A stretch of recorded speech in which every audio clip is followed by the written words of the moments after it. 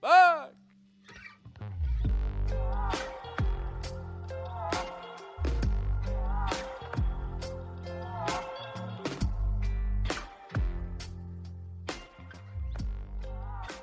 My name is Josh Miller.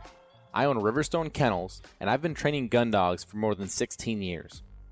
I have field trialed, I've hunt tested, but at the end of the day, I'm a duck hunter. You might find that the duck in our Duck Dogs podcast is spelled uniquely. The UK stands for my British Labs.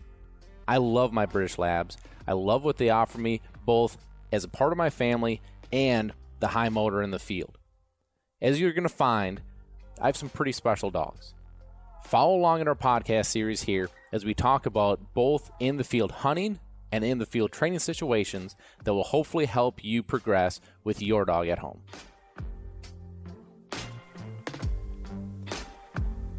Welcome back to another episode of Duck Dogs. I am your host, Josh Miller, and we are coming to you live day 2 in North Dakota.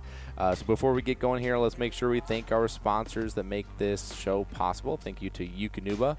Eukanuba Premium Performance Sport 3020 is the blend of food that we are feeding our dogs, and we are seeing the effects of it. Not only energy level here as we're out in the field, but recovery time, significant difference, especially on some of these big hunts. So Eukanuba Premium Performance Sport 3020.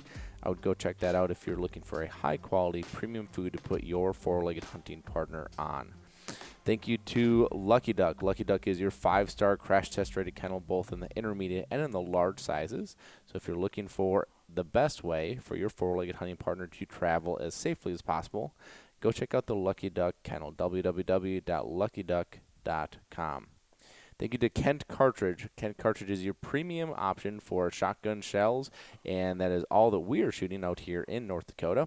And I can tell you that it is a significant difference shooting the right shells, but then working with the right company. They're just great people, great organization, so go check them out. Kent Cartridge. Thank you to Retriever Roadmap. Retriever Roadmap is your premium online step-by-step program to help you train your dog at home successfully. www.retrieverroadmap.com. Also, thank you to Sitka Gear. Sitka Gear is your premium. We do have a lot of premium on this show. Is your premium clothing line. We completely head to toe in Sitka as we're out here, and it's been a game changer. We went from 72 degrees yesterday to 30 degrees today, and blown like crazy. And both days we're extremely comfortable. So go check them out, www.sitkagear.com. And last but not least, thank you to Gun Dog Supply. Gun Dog Supply is your one-stop shop for all of your hunting and training needs as it pertains to your four-legged hunting partner. So go check them out. We're actually hunting with one of the owners of Gun Dog Supply. And again, great company, great people. www.gundogsupply.com. All right, everybody, so day 2 out here in North Dakota, and before I jump into it, I'm going to introduce who I have on here with me today, because it is a new voice that you're going to hear, Mr. Kyle Hinrichs. So, Kyle, thank you for coming on. It's a pleasure to be here. Well, it's a pleasure to be here, not only doing this podcast at midnight, but just good to have you and have Auggie here. We're going to talk a lot about Auggie. This is a big day, for him. But before I do that, I want to jump in and kind of recap what Brett and I talked about here yesterday, because a lot of things that we had planned didn't work out and didn't pan out like we thought. Okay, so we had talked about the afternoon hunt that we were going to go on yesterday afternoon. It just didn't happen. I mean, they had happened. We were there, but the birds did not show up. It seemed like everything went water to water. And the one thing that we really felt yesterday was the bottom dropping out and this front moving in. So we went from, what was it, 72? Yeah, I mean, it was mid-60s at sunset, so it was warm yesterday. Yeah, and then today, well, we were like high of what? Like, I think it got to 35 or 36 today. I mean, it was pretty miserable. Yeah, and it was crazy windy, right? So it's like you just felt yesterday, you felt that pressure change. You felt the temp drop. You felt a difference in the air, right? and these birds acted really goofy. Like you just watched them, bouncing water to water. They really were acting strange. We saw, migrators. We saw things going on. And so the field that we talked about yesterday, that Brett and I talked about, that we were really excited about, that had over 1,000 honkers, sitting in, we sent one of the guys that were hunting with us. He was hunting with us yesterday afternoon. We just had a bad feeling. And so Travis, we were like, hey, can you just go check that field while we pick up?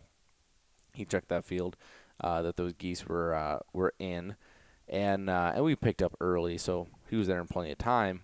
And he's like, yeah, there's probably 500 or so.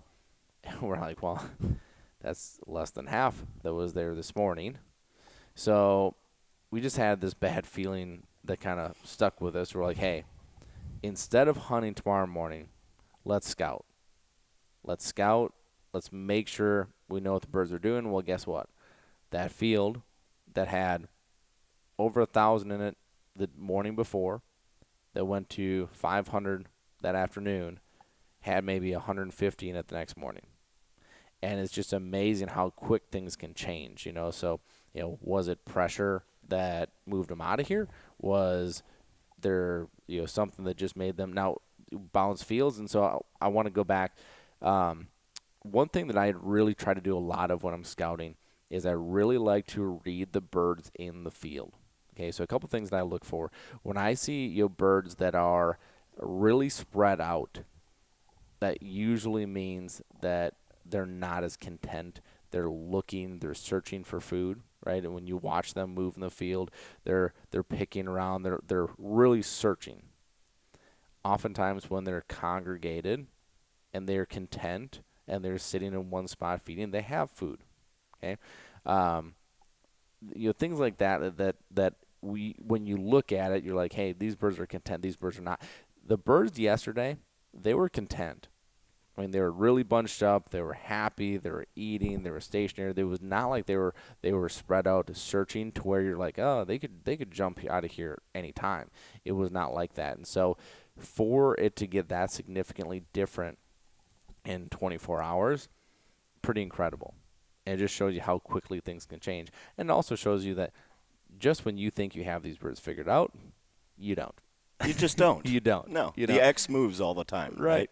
So being fluid, right? So we did a bunch of scouting, put on a bunch more miles here today. And so Travis found, so we had a field that we were watching that we hunted this afternoon. And while we did that, Travis, our good buddy, was bouncing around, doing scouting for tomorrow. And so the field that we're on today was a cut wheat field. We call it a stubble field. And, there were, I watched it this morning. There were, I want to say, about 200 to 250 honkers in it. But there were definitely a few hundred ducks in it too. And here in North Dakota, in the afternoons, you can only hunt ducks. Well, you can only hunt geese on Wednesday and Saturday afternoons, right? Wednesday and Saturday. That's correct. Yep. And so ducks were our only option. So that's cool. We'll just go hunt ducks. And there were definitely enough ducks there for a nice little afternoon shoot. So didn't go as planned. The other thing that happened today, which is going to be a pain tomorrow, is I have a nail in my tire that we're gonna have to take care of at some point. Luckily, we're here at our good friend's house that has a compressor here, so we can at least make sure that it's filled up and get to somewhere tomorrow. Otherwise, it'd be scrambling and a nightmare tonight trying to get this thing fixed. So, it's always something. It is, yeah. And you just roll with the punches. That's you right. know, sometimes the birds aren't there and you can't hunt. Yeah. Sometimes you get a nail in your tire. That's just the way it goes. That's the way it goes. That's the way it goes. So, but this afternoon, this is going to be the Auggie show, because today was about Auggie, and this was really neat to kind of see this whole thing kind of work out. So, Auggie, Kyle, I'm going to let you kind of give Augie's backstory here, like leading up to today. Because he's had kind of a wild little roller coaster himself. You have been very very accommodating to that roller coaster, but you've also been very patient. You've really kind of gone at his pace. And so kind of tell us about him and tell us about kind of what led to today. So, Auggie just turned 3 early September. So he's, I would still, say still puppy-ish. He's a bud puppy from Riverstone. So I got the dog from you guys. And we hunted him his first year. So first hunting season, he was about a year old, which is a little early, but we did very easy stuff. We did, kind of just an intro to what a duck is and what the water is, and he did really, really well. But we didn't hunt him a ton because you and I had talked, and I took your advice and heeded your advice that, with a young dog like that, hey, let's go give me a couple gimme hunts and, get that wood duck easy to carry in the mouth. It's 20 yards into the pond, a lot of praise, great retrieve, and, and we had a successful first year as basically a young adult dog, at 1 year old. And then we came into the second year, and we had our first hunt was opening in Wisconsin. That's where we're from. And the wheels fell off the bus a bit. The retrieve was great, but you and I were together, and he didn't come back to me. He didn't come to heel. He went to the top of the hill, kind of where the truck was, and it was almost like he had a possession, like this is my duck. And I like the feeling, and I want to keep that duck. So Auggie, we redshirted him the rest of the year. He made one hunt. It was opening morning, and we both decided together. I kind of consulted you, and you said, "Hey, you know what? He's a very playful dog, and he's young. And do we need to really pressure him?" And we decided we didn't need to. That wasn't the case. We did some more training. We worked on everything. He did great in training, but we just didn't put him in that game time situation. Because I felt it would be a negative for his longevity as a hunting dog. Sometimes those bad habits can be really hard to break, and we didn't want to create any bad habits. So, and that led him to this year. So he's basically a finished dog now. He takes his whistle sits in his casts. There's still work to do. But this is the first hunt that I've done this year. Wisconsin opened up a couple weeks ago, but we didn't do anything because I knew we were coming here. And I decided, hey, let's make North Dakota enjoyable. Let's not create a bad habit by having a bad situation on a home pond or a home field. And really, I didn't even know if we were going to hunt Auggie here. I didn't come in with that expectation, but you and I had kind of talked. If the situation becomes right, which we knew this was a duck day, we weren't going to have geese. He's never retrieved a goose. No big Canadian hawkers. He would not probably be successful at that, so that's not a position we wanted to put him in. But he did great today and had a successful first hunt, and I couldn't be happier. So I want to go back to that pond hunt that the wheels came off on. Yeah, year 2. Because it, for lack of a better term, it was a little bizarre how that whole thing worked out. And one thing that, so I'll kind of paint the picture, on the retrieve, on the first retrieve that this happened, because it happened multiple times, Correct. that Yep. day. Birds come in, shots go off, he's completely steady. You send him, crushes his mark, gets to it, and instead of, like, if we're on a clock and we're sitting at 6 o'clock and he goes out to the center of the clock to retrieve, he would swim to like 4 o'clock and then go sit up on the hill in the woods. It was a little wood duck pond in the woods. He'd go sit up on the hill. And what was so bizarre about it is that, this is a dog that has crushed his training. A monster. I don't believe, has he ever failed a hunt test? Never. Ever. No. Like, this dog is very, very good. And then this happens. And I'm like, what in the world? Yeah, we were both coming from. We were dumbfounded. Yeah. I mean, it was bizarre. We had never seen any behavior like that, and we kind of put our brains together on what could cause that. And there's a ton of stuff. Did he jump in and catch a stick to the stomach that was under the water? Was there something that spooked him, about the lighting. It was a very foggy day, and who knows? I mean, you just don't know why the wheels come off a little bit sometimes, but we just decided that was a behavior that we didn't want to promote, because I think you're right, there was 2 or maybe even 3 times that he had kind of went to the same spot at the top of this hill that it leads to the back to the truck. Well, and you'd use the word I can't remember if it was like possessive or playful or something like that. I thought it was fearful. Like he looked nervous to me. He looked scared, and that's why, like, in my head, I'm going through the Rolodex of on his water entry, because he's a big water entry dog, right? Likes the big Superman jump. Like, did he hit something? Did like something as much as, and I have watched this happen on 2 different occasions. I don't believe this is what happened here, but did for some reason like you accidentally hit the e-collar to where it nicked him in a situation. He's like, what in the world? What did I do wrong? What am I, Right. and just didn't understand it. So that led him to say, hey, I'm going to try to be somewhere safe. Like it was very strange. And again, this is a dog that has, I mean, he has ribbons, he has his titles, he has a monster in training, and then this. So what's kind of neat about this from a dog owner handler aspect is that sometimes there are just things that happen that you can't understand.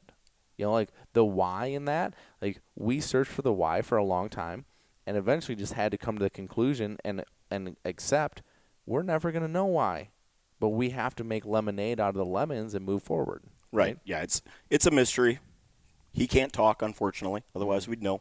I think a lot of it is just accepting that dogs aren't robots, right? For sure. They go at their own pace. They have their own personalities, and we just try to figure out a way that we're going to solve that problem the best way possible and the most fair to the dog and the most fair to the owner. Did I want to sit my dog out year 2?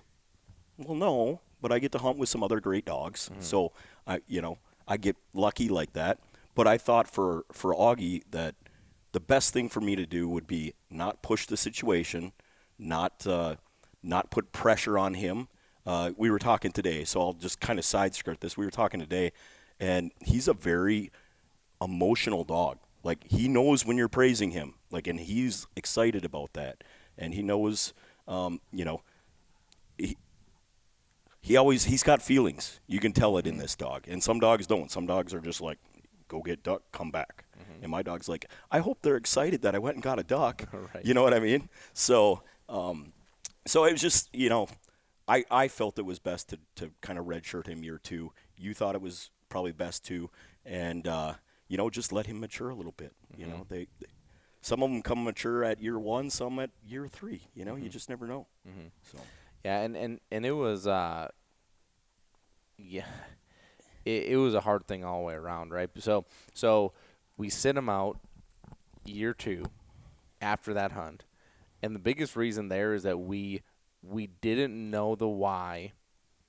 We knew he was fantastic in training and everything else we had set up, so we were skeptical that there was going to be a situation we could put him into. Now, part of this is the situations that you had to get him in after that. A lot of it was honker hunts. yeah, Right. we were shooting a lot of geese at that point. Kind of where we're at in Wisconsin. If you don't, I live near Josh, so we're kind of in the same territory. There's not a whole lot of public water hunting, so a lot of it in the late season turns to either chopped cornfields or cut cornfields, and that leads to honkers. And at year 2 on first hunt, and we have an issue that we are questioning, why would I even think about bringing him on a honker hunt so that he can fail again? Like, Right. that's a really bad recipe for disaster. So, and that's the key word is failure, Yeah. right? Because with him, we know he's as big of a monster as he is in the field. He's a very soft dog. And he is an emotional dog. Like, he feeds off your enthusiasm. He knows when you're mad. He knows when you're happy. His emotion really keys off of what your emotion is, right? And so it was one of those things we were like, then the next one, it needs to be good. It needs to be a good hunt, a good situation, and we just never found it. So part of it was intentional, Mm-hmm. but part of it was maybe what was maybe perhaps more intentional was we're not going to put him in the situation unless it's right, and we just never found the right situation again. Yeah, yeah. Right. We had been on duck hunts, after that, and we played the safe card.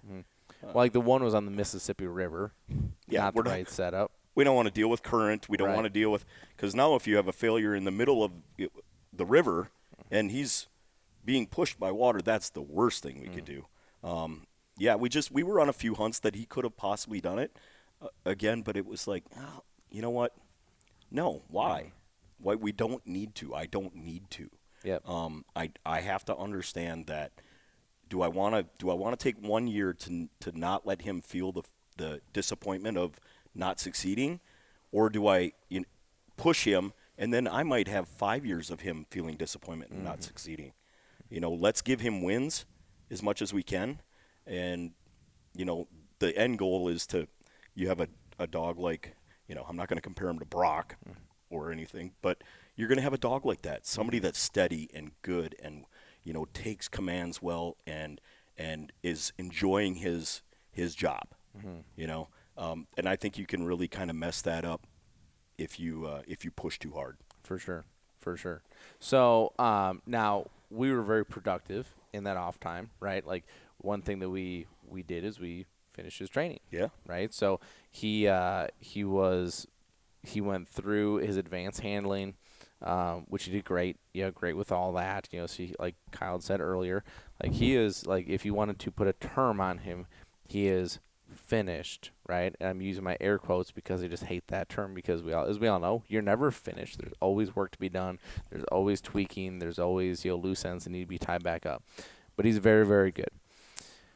So coming out here, we brought Auggie for, like you said, the situation that we felt, hey, this is the right spot. This is the right setup. We want to get him in on this. But there's a lot of moving parts as we're out here. So one is that probably the biggest reason I take trips like this is obviously to get my dogs worked, right? Yeah. So I have all my dogs. Well, not all my dogs. I actually don't have all my dogs. The plan was to have all my dogs here and then rotate them through on hunts. And when you only have 5 days and you've got 7 dogs you're trying to get through, well, now you're hoping everybody gets to hunt once the way it is. Now you might say, well, you could hunt 2 dogs on a hunt. Well, our hosts, they have their dog and they hunt him every day, as they should. They're hosting us. They're the ones that help us get on the fields. They make this trip happen. They deserve it. Yeah, for Let's sure. be honest. For For sure. sure. So basically, it's their dog and whichever one. So we didn't know that he was ever going to have the shot. And then, but a day or two before we left, Whitney came to me and she's like, as you guys have heard on this podcast, I think, it was, well, I need this boy and this boy and this boy and this boy home so they can breed. And I'm like, that's like the majority of my team. And, Whitney's like, well, this is part of the breeding business is when the girls are ready, the boys have to be here to do their job. So I get it. So that made room for Auggie. So when we brought him, the idea was if it's right. So what made this hunt right? Okay. A lot of things, actually. The first thing was the setup. So we were going to set up our blinds in the middle of a cut wheat field. And so he was going to have a very visible scene. Everything should be just wide open right in front of us. So that was number one. Number two is that it was ducks only, being that this is Thursday afternoon. So we couldn't shoot geese. So there wasn't a possibility of him even getting in the situation of running into a honker, which he just hasn't had enough time with, right, in our opinion. 3 was an afternoon hunt. And I think this is really important on this because, again, the thing with Auggie is that you can see he will lack confidence in some of these new situations. And so the morning, the you're in the dark, the lights, the everything going on, right? And then you're in the blind in the dark, and you're waiting for that first flight. Sometimes those first birds that come in at legal light, depending on what the light is, maybe he can't even see them, right? Like there's so many things, and I just think afternoon hunts provide a much different level of comfort for a dog that is unsure. And okay, I'm going to take one further. When I say unsure, how often does your dog sit in a car for 4, 5, 6 hours and then basically live in a place that they don't know, around people they don't know, and all like there's so much about this that what can we do to add familiarity, right? Yeah. So afternoons were big. Yeah, afternoon was big for us. We knew that we didn't want that, like you said, the lights on the trailer and the misty outside, and you can't see a whole lot. And he's got 6 people that he doesn't really know that are in the blind. Obviously, he knows you and Whit and a couple others, but he's completely new to this game. It's out of his element. It's not like I'm putting him in my truck and we're going hunting alone on the local pond, right? So we had talked. Afternoon was a huge thing. Very easy setup. Like you said, we're in the middle of a stubble field. He's got clear lines of sight. We don't have a big there was not a big brush in front of us, so it was a situation that we felt, hey, you know what? This is an opportunity.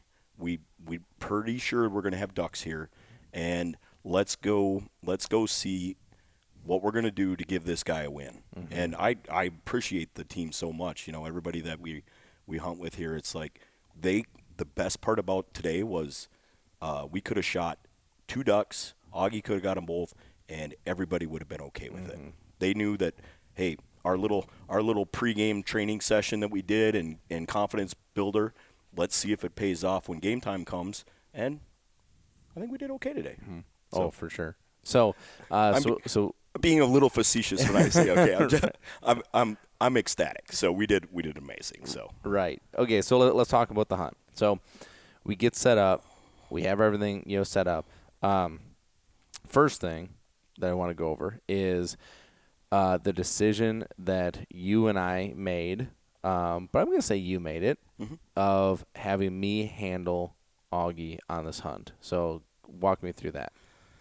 Well, when we talked about it and we talked about the setup, and we were on your whiteboard, actually, on your trailer. Right. So if you don't know what the whiteboard is, you need to watch Instagram and Facebook stories a little more. So Josh and his whiteboard. Love my whiteboards. We decided, okay, we're going to be in the middle of the field, and this is how we need to set the blinds up. And you talked about Rob Snell, the owner of Gun Dog Supply. He was here too. And if you've listened to this podcast at all, you know that Rob is taking photos, right? He's got a big old lens and camera, and what we determined that we needed to do for this hunt was put him on the end of one of our A-frames, and then close that end of the A-frame so that it was kind of brushed in. So we had the idea that the birds were going to come from a certain direction. They were going to land a certain way. We can't have an opening there. Right. So and Rob is hard to hide. And he's hard to hide. He's hard to hide because he's got the big camera and the big setup and we love Rob to death. Even when he's got his face paint on, he doesn't. He's hard to hide. Right. So one that takes away one side of a blind. So a lot of times when you have a 2-dog setup, which is what we had today, because we had a wily veteran and the young gun guy, right? So what it did is it took that one side away. So you and I can't both handle at the same time because we only got one opening and the dogs have to be on one side. 2, you've worked with Auggie extensively, and I know you guys are hearing me for the first time, but I wasn't a gun dog guy until I got Auggie. Josh, which I think makes that relationship even cooler. By it's the way. awesome. Yeah. So Josh and I met, 12, 13 years ago, something like that, and it turned into a gun dog friendship relationship. We hang out in the same places. We know a lot of the same people, and so it's been one of those things that's awesome. And I'm like, you know what better way for me to see what is going to happen today and know that it's probably going to be good, but be able to not feel like I'm in the vice, right? The pressure was off me today. You're handling my dog. He knows who you are. He respects you. He listens to you. He's very good with you. And I get to go and shoot the bird that he gets to retrieve. So a lot of times as a new handler, I'm brand new too. You know, I'm learning. Just he knows more than I do, and I have to learn how to control my emotions and those things. And I thought the best thing to do on a first hunt back after a year is to have the professional handle my dog. Yeah, I think this was a really neat little caveat of this, from the aspect of that you got to experience this from a different perspective. Which, I mean, I felt the same way. I felt like it was pressure is off. We know that this is all, and not that it wouldn't have worked out anyway, right? But it was a little different level. There was some anxiousness, I think, from all of us, right? Because the last time he had hunted, we all knew what happened. Yeah. Right? So it's like, okay, so how do we make sure this doesn't happen, right? So one of the things that I did is we had kept a duck that we had shot from the hunt previous, and when we had everything set up, I just threw retrieves for him and just got him working in and out of that blind, got him comfortable, going in the decoys, got him comfortable going through the decoys, and just gave him a bunch of retrieves, just build his confidence. And you watched every retrieve he had. He got more enthusiastic, more excited, more confident. And then from that point forward, okay, we think we have it. Yeah. Put him and Brock in the two dog blinds, and we get in, for the hunt. And so it had to have been the first hour and 20, hour and 30. Yeah, I was getting a little concerned. Yeah. Shall we say? Especially on an evening hunt, because there's a time limit. You have a strict deadline. Yeah. So you need to make things happen, or things have to happen. You can't really make them happen, but you can in certain instances. Right. But yeah, we were like, okay, we're an hour and a half in, hour and 15, whatever it was, and I was sitting like 5 people in on the A-frame, because I did it specifically because I didn't want him to have a mixture of interactions. Mm-hmm. Oh, there's Dad. Oh, but I'm listening to Josh. Mm-hmm. Blah blah blah.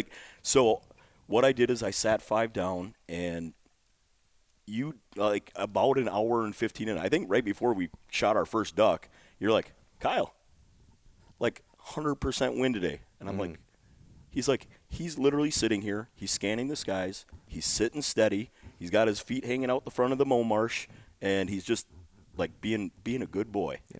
Calm, quiet, under control. Yeah. You would never even know he's there. Nope. Yeah, and I think I'd even said it's an A so far. Yeah. Right? Yep. We couldn't have asked for anything more. At that point, we can't control the birds, but what we could control, he was crushing it. Yeah. No, and as a 3-year-old, you should be able to do that, but you're in a different situation. You're around new people. You're in a new kind of geography, and he was doing just really well. Just being very obedient and kind of falling back on all of those things that we've worked on. I mean, here's a great example. About a month ago, you and I had talked, and for the last month, I've put a slip lead, an RPM slip lead on Auggie, and we've literally just went for walks, and I had my whistle in my mouth, and we just concentrated on taking whistle sits. Mm-hmm. Because I'm not in a situation in my life where I can go out and do a big field setup every time, but I can carry a whistle in my mouth when I go get the mail, and we can work on our butt hitting the ground and being obedient, right? So that has helped tremendously. That, we are, like me, I'm a big softie. My old dog wouldn't even chase a tennis ball. He was a big old monster lab, but we didn't hunt him. So I'm a big softie. Auggie gets all the pets he wants. He gets all the, all the praise he can. But you told me, you go, hey, we have to make sure that he remembers that obedience counts too. So we had done that. So today was a, kind of a aha moment that, all of that off-season or in-season work has paid off for him, because he goes, when you say kennel and you say sit, he just goes in the kennel and he sits. Mm-hmm. And it's not a punishment to him. It's he's excited because he's listening, and that's what makes Dad happy, or that's what makes Josh happy. And I'm gonna go ahead and do this. This is great. So. Well, and I think this is what is so neat about this is one, the appreciation of that, right? But then two, you think about most dogs, especially waterfowl dogs, if they just sit and do that, if they are obedient, under control, my 3, calm, quiet, under control, right? So if they're calm, quiet, under control, that is a win. And that is a dog that will get invited back.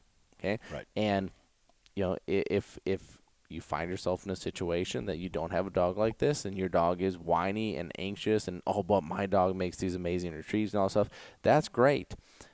But I'm going to almost guarantee you that the guys you hunt with behind your back are going, gosh, that's just such a pain. Yeah. Like, it's not fun sitting here listening to this dog scream and whine and go all over the place and not be under control all day. I mean, I think you could argue 90% of an average waterfowl dog's time in the field is sitting, being calm, quiet, under control, being obedient. Yeah, for sure. And like I said, scanning the skies. You want those dogs to be interested in what they're doing. Like, I think you've told a story about Bracken before where he fell asleep on a cot because the birds weren't there, Mm-hmm. That happens. You can't control those situations. Just like genetics don't allow, you might buy a puppy and it might be a great puppy, but it might be a loud puppy, but that can be curbed by possibly redshirting your dog and working on obedience. Mm-hmm. So Yeah, obedience is just huge. So right after this, we get a single mallard to come work the decoys, and so this bird came from a ways off, fairly high, comes down, does a swing.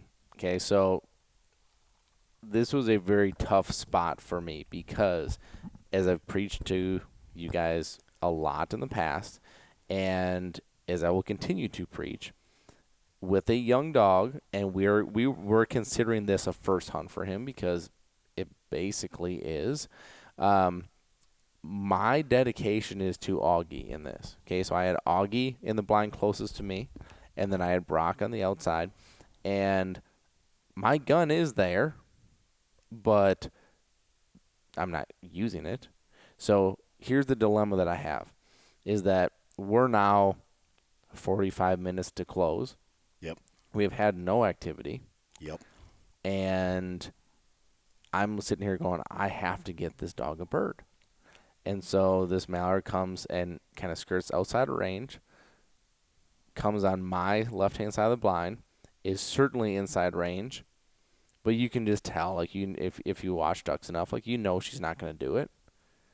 Hen, right? And in that moment, it was a dilemma for me. Do I pull up and kill this bird for Auggie so we can go get a retrieve? But if I do that, I lose all control on if the wheels come off. Like, when did they come off? Let's just use the situation of breaking. And this is what I really am preaching to. A lot of people have questions. They're sending questions in on social media. Like there's one not too long ago. Super nice guy. He had a great message, but he's like, I hunt by myself. Okay, so how do I know when my dog is breaking? I'm like, you can't. Like, if you are focused on the bird, shooting the bird, it is the dog breaking when you're coming up? Is the dog breaking when you pull the trigger? Is the dog breaking on the fall? Is the dog, like, tell me what is triggering this, right? Because once you know what's triggering it, you can go work on it. If you don't know, you don't know. And so I chose in that moment not to shoot, and I had to stay focused on Auggie. That bird, like I said, didn't do it, and Whitney was sitting next to me, and I was like, maybe I should have just shot that thing for him. Like, it was killing me because I'm like, we need to get him retrieved, right? That was a big issue at that point. Yeah, we were coming down to crunch time and we seen birds off in the distance, and they were pond hopping a little bit. There's quite a bit of, we're in North Dakota, it's open land, and there's pothole water holes around here, so they were bouncing hole to hole and not really doing kind of what we had hoped they were going to do. Knowing that and knowing the situation, like, I'm so appreciative that didn't get pulled, because you handling him, the reason we did that is because that dog trusts you, and you need to keep your eyes on that dog, right? I mean, you honestly don't shoot a whole lot when you're in the blind. Right. Not very often, but like I said earlier, everybody kind of knew this was Augie's day, which makes me super like warm and fuzzy, and it feels good that people would do that for him and me. But that probably wouldn't have been a great situation, and so you just have to go, hey, let's hope this is the start of something to come. You know, birds are moving. Birds are moving. Let's let one kind of live, and let's see if we can do it with some different birds. So now let's talk about the first retrieve. Yeah. So the first retrieve, it was to me the most memorable bird that we worked today because of how he did it. Right. This was a Drake mallard that came from the absolute stratosphere. That was touching the wingtips, hitting the elevator button, coming straight down. And I remember I looked up and I was like, "Oh my goodness!" And this bird is just straight down, and so comes right down to the decoys. We shoot this bird, and for me, I see the birds getting killed. I look down. Of course, I'm one eye on the bird, one eye on him, right? So I'm like back and forth. So I'm back on him, and he was great. He wasn't on his toenails. You could tell he was perked up and ready to go, but he's watching the bird. He watched it hit the ground, and I wasn't going to wait long. Like, I'm not going to sit there and make him wait, right? Again, I'm trying to make him successful. Send him right away, right there, right back. It was awesome. It was awesome. And this is what's so fun about this is that this is something he has done thousands of times. Yeah. But it was the situation.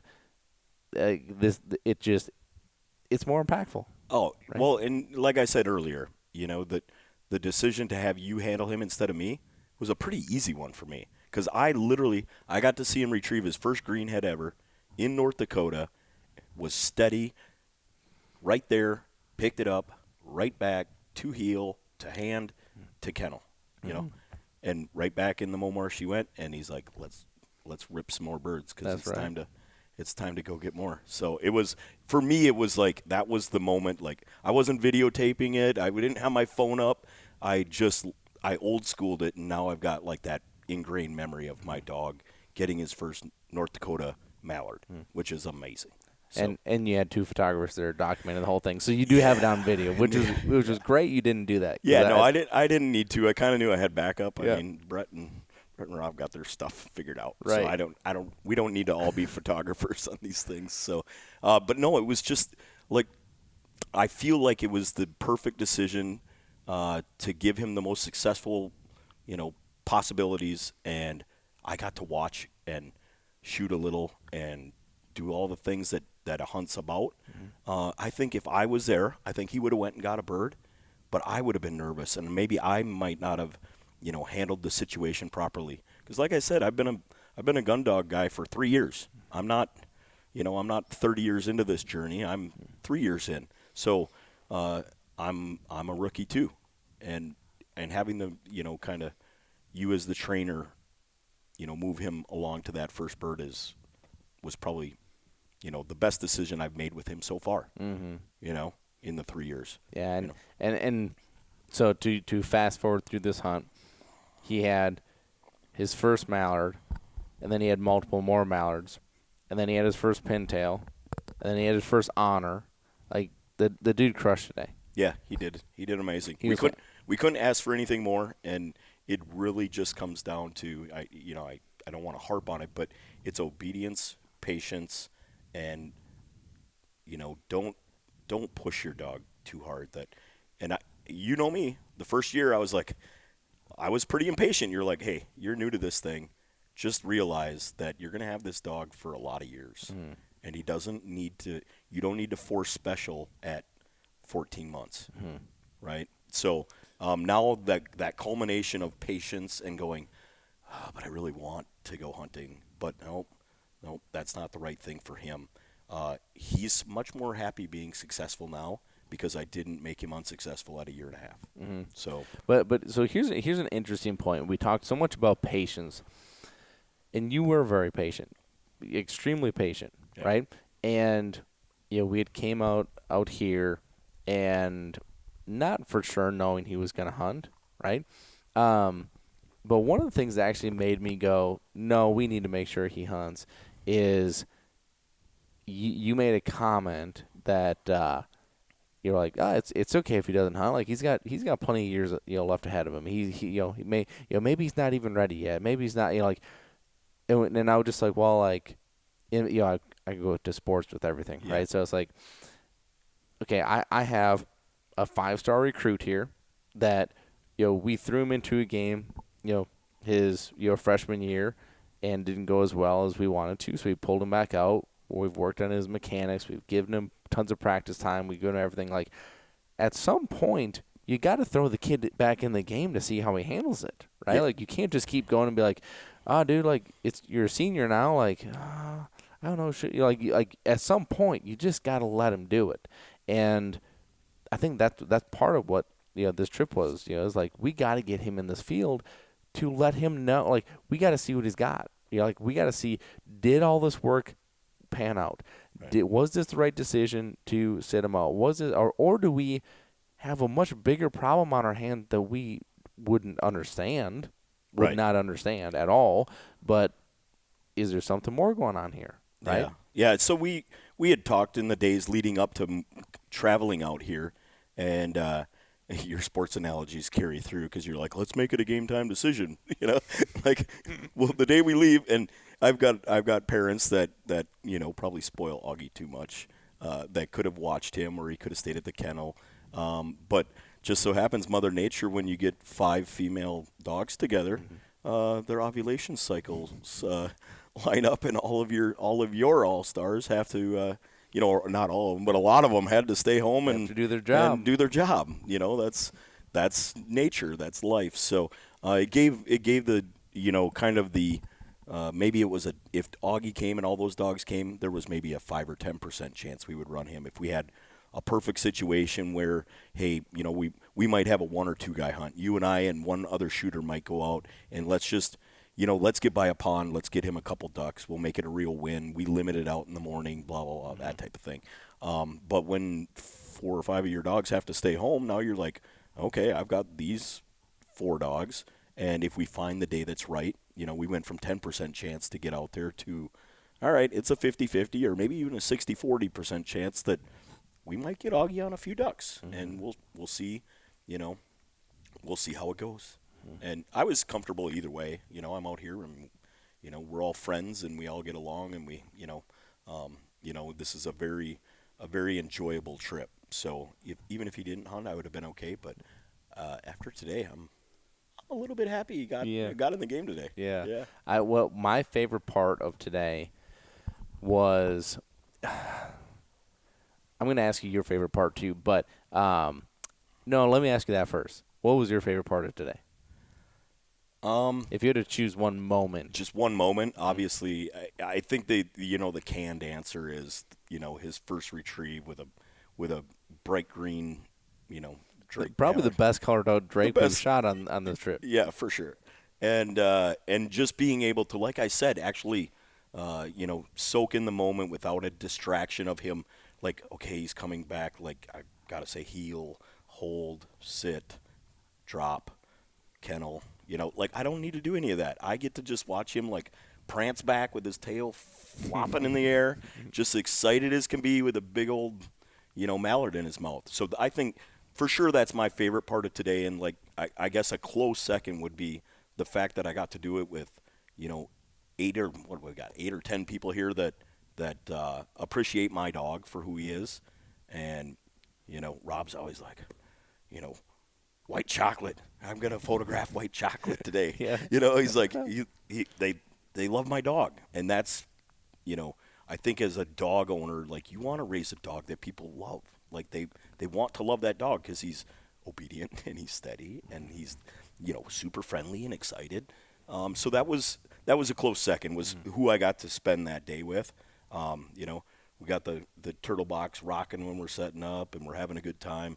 And we could have shot 50 ducks and we could have shot no ducks, and it would have been the same day with this group. So those types of things are close seconds. But, yeah, I mean, him prancing back with his first Dakota mallard was kind of awesome. Yeah, so I'm glad I asked you first because my two are almost the exact two because you're right. You can't not say the his first retrieve because Yeah. of all the work that went into getting him here, and then the anxiousness of we didn't expect anything to be bad last time, and Yeah. it didn't go as planned. Right. So how's this one gonna go? Right. And I don't believe today could have been any better hunt wise. I don't think so. I don't think there's I really anything that I'm like he could have done this better. no, because I think if we got to the point where, and we shot quite a few ducks today, but we didn't limit out. We didn't, I mean, it wasn't, it wasn't the smash that everybody kind of dreams about and hopes for, but it was just the right amount of work for him to go, hey, great job, buddy, and you're patting him on the head and you're praising him, and he goes, I did a good job today, Dad. That's the day I wanted for him. One duck, okay, that would have been fine. But yeah, he got multiple ducks. He was steady, obedient, stayed there, and that felt great for me. And like the fact that everybody we were with was super excited for Auggie also, that makes it even better. Like that's almost better. Yeah, and that right there is my 1B as far as my moment because, and for me. Maybe it's just because I'm too caught up in the moment, or I'm like into like what it is we're trying to accomplish. But sometimes things just happen that make me go wow. And when Augie was coming back with that first retrieve, I'm pumped up, I'm excited, I'm proud. Right, I watch him finish that, and I actually went to turn to look at you to obviously get your facial expression. And when I turned, literally every single person in that blind was cheering for Auggie. Yeah. Yeah. Like, that's what this is about. It's about these people. Like, this is a special group of people. Yeah. No, we all get along. We all love each other. We all have a good time together. We appreciate each one of our individual personalities, and I get picked on quite a bit, which is a little sad, but. But no, everybody. I mean, and Auggie is a fun-loving little goofball, and he's pretty easy to love. So it's fun that the group, just like we cheer for Knox, our gracious hosts here, we cheer for Knox when he has a big win, and everybody kind of just gets along, and we can shoot one or we can shoot. It's not about limit. pulling trigger. It's not about pulling triggers. It's not. Really. Yeah. Never is, no. in my opinion. Yeah. It's about watching a dog work. And being really excited for that, and knowing that all of those bumper sessions and 5 points and baseballs that we're doing in the, in and out of the season, are paying off, and not just for us because we trained a great dog, but that dog is having fun too. Auggie had a blast today. Tail never stopped. You can almost see a dog smile. Oh yeah, that little tongue, especially him. That tongue hangs out the front, and his little jowls light up. Like, yeah, he's happy as can be. It was great. Yeah, amazing. Yeah, a lot of big wins. So our plan going forward here is that if we were to get another perfect situation, we're going to put him back into it. But we only have 2 days left, and so tomorrow morning is going to be out for him because it sounds like Travis was the one that found this field. Sounds like it's honker heavy. Yep. Right. So again, just like want to be careful. Don't want to just push this too quick, too hard. But what we are going to do is we're going to hopefully shoot some honkers, bring those honkers back, and get him some retrieves. Like let's build his confidence another step, right? Like so let's get him on those honkers and kind of get him proficient there, and then we'll kind of see where this goes. But if not, then our next plan is okay.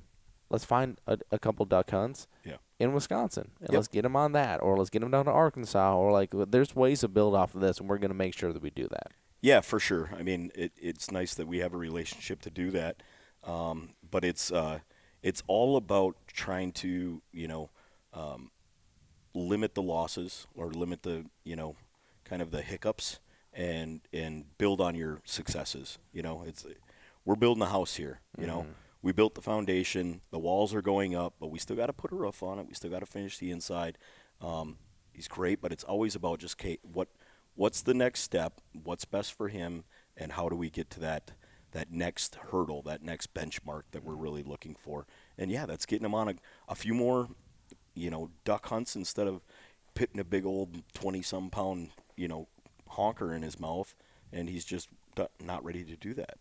You know, so yeah, I'm excited for what's to come. I'm excited for tomorrow and Saturday. Like we should, you know, prospects look good for the morning. You know, and Auggie and I'll, if we get back in the game again, great. You know, and if we get back in the game again, you're going to run them again, because this is about repetitive behaviors. We had a great day with you, and he's going to come back to me eventually. But my guess is we'll probably talk, and maybe I'll handle him if we have two sides of the blind open. But hey, you know what? Let's make this a little more understood. And hey, we did this 2 days ago, or we did this yesterday. This is easy, you know. Yeah, Josh, let's go get me a duck. You know, I'll get in the box and in my mower marsh, and I'm ready to go. I'll be steady, and you tell me when to go. And that's what he's thinking right now. He's like, hey, I got it. Like, I got a bunch of praise. So, yeah, I'm just looking forward to the rest of the week. Like I said, no ducks or all the ducks. It doesn't matter to me. But getting out there and kind of doing the thing in the blind is always the fun part. So. Yeah, I think the moral of this story to me is that training doesn't always relate or transfer to hunting, because we never would have thought that he would have had any issue at all. Again, this is a dog that has his ribbons, has his titles, is a monster while training. I mean, like a wow monster. Like, I had numerous advanced clients come out to the kennel to work with their dog going through advanced handling, see Auggie run, they're like, oh my gosh, like, look at that dog, right? Yeah. Like, this is not anything we expected, but it happened, right? Yeah. And this is why, and I could go down a complete rabbit hole on this, but this is exactly why, as a hunting dog, like I have friends of mine that they field trial, they hunt test, but they never actually hunt their dogs because it would screw them up for the game. Okay, well, how do you know how they would ever handle the actual uncontrolled situation, right? Like, you got to put them into it. You got to put them in that situation. So, moral of the story is, just because your dog is being proficient in the field, or being proficient rather in the training field, in the backyard, in training setups, it doesn't mean you just walk out in the field and everything just clicks. It's not a smooth transition all the time. It shouldn't be perfect, right? Know that, and don't put that weight and that pressure on your shoulders, and then, of course, the dog's shoulders. I think that's really important. I do too, and this is a lesson that you've told me for 3 years now. I've heeded your warning 95% of the time, but there are, and I have to learn. You know, I have to work on that every day, because you're right. What happens in the backyard, and you know, he's just stepping on marks, and he's doing this, and he's whistle sitting great. You know, I have to be confident that he can do that, but he also has to see that confidence in me. And you know, Brett told me that. He's like, hey, he reads you, so you work on you too. I guess that's the lesson I would take from this is, hey, we work on our dogs, but we got to work on ourselves too. For sure. We can't, you know, sometimes a mistake in the training or even in the field shouldn't be met with correction. It should be met with, oh, it's okay, buddy. We'll get you next time. Yeah, you get it next time. We'll work on it. And then knowing how to, okay, in 5 minutes, I think we can fix this situation. Let's do this. And that comes from, you know, shameless plug, retriever roadmap, things like that. Right. You know, because I watch that all the time, and that's where I learn. So like I said, I'm fairly new to this. I'm new to the game, and but I have learned that dog reads you just like you're trying to read that dog. So you know, the steady confidence of today will carry over, and just keep that training up and control what you can control. For sure. For sure. Great points. So we should probably get to bed because we have to be up in like 4 hours.